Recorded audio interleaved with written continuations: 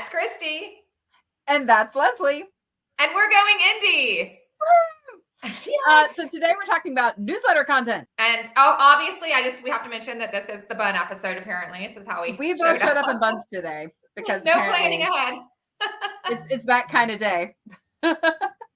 Yeah, this was not coordinated. This is the only scrunchie I have that'll hold it all up. Okay, so newsletter content.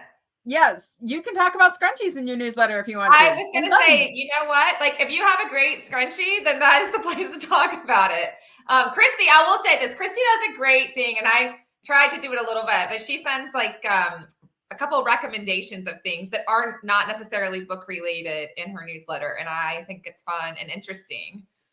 So I will say I have tried a lot of different newsletter contents over the years. Like I've tried to do a lot of different things, and the current content plan that I have right now has been the one that has been the most easy to maintain, and it is the one that has like gotten me the most traction and things. And the interesting thing is I actually send more newsletters now than I used to. I actually send 3 newsletters a month now, but it's they're 3 different newsletters. Like, so the first one is book news. Like the first of the month, I'll send out book updates, book news, what's happening, or like a cover reveal or something like that. And then the second one is a roundup of like things I've done online. So like these videos will show up in it. And like if I had a really good reel on Instagram, I'll put a link to it. Or if I did a blog post somewhere, it's just kind of like, hey, here's a roundup of everything else I've been doing on the internet, because some people don't live on social media. They're not going to see those links and things. So this is just a roundup of the things I want to make sure people saw that I did this month.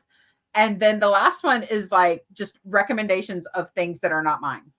Like it's other people's books, or it's music, or it's, hey, I found this really cool scrunchie, or like I I told people about a bug bite thing, which is actually what it's called. It's called the bug bite thing. And like people loved it. They were like, oh my gosh, I didn't know that existed. So I have found that has actually been great for me to send those separate ones out and people know what they're looking at. Yeah. And not to get into like the process of sending out a newsletter too much, but I think when you do it more, it's easier to do. Like I feel like because I'm being very slack lately, every time I go in to make my newsletter to create it, it takes me forever because I have to relearn like where this button is or that button is or how to slide the thing over, whatever those things are. And so if I do it more often, then that doesn't happen. So when I first started out, though, I was really good. I actually sent out 4 newsletters a month, every week. And you sent out weekly. It was crazy. But I sent out a flash fiction story in one newsletter. That's all it was a flash fiction story. So, and we'll talk about that later, but flash fiction is less than 1,000 words. So that's enough for a newsletter. And it was a good challenge for me as well as for my readership, and people enjoyed it. And then the next thing was like a devotion, because I do write Christian. That's part of my brand, is my faith. And then I did I can't even remember. I can't remember what the part 3 was, but one of the last one was like I did a guest, like somebody else, another author got to take over my newsletter and post something. I might have done 2 devotions. Anyways, it was a lot. And I think the biggest problem with that is what you just said about maintenance.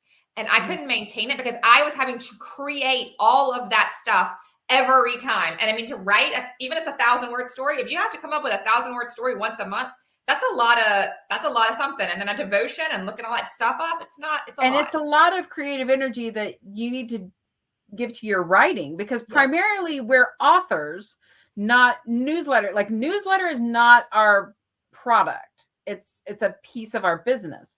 And so I think when you're trying to decide what to put in your newsletter, it needs to be something you can continually find. So like I actually have a personal assistant.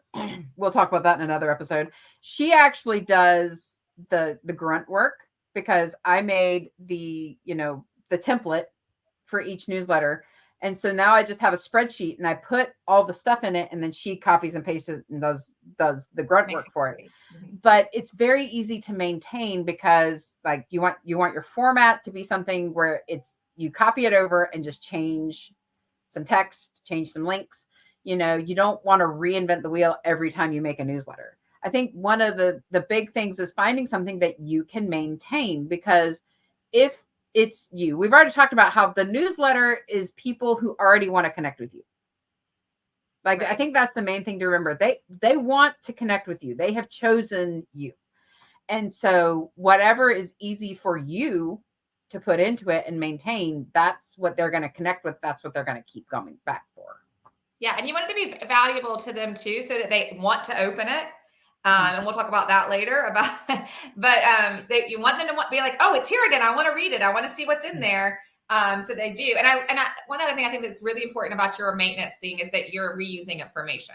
So for me, like if I've already done like this whatever post and it took me an hour to make, now I can use it again. It doesn't feel like I just wasted all that time. Right. Because I think people are like, I don't want people to see me reusing content. It looks cheap. Like, no, it doesn't. People won't think anything of it.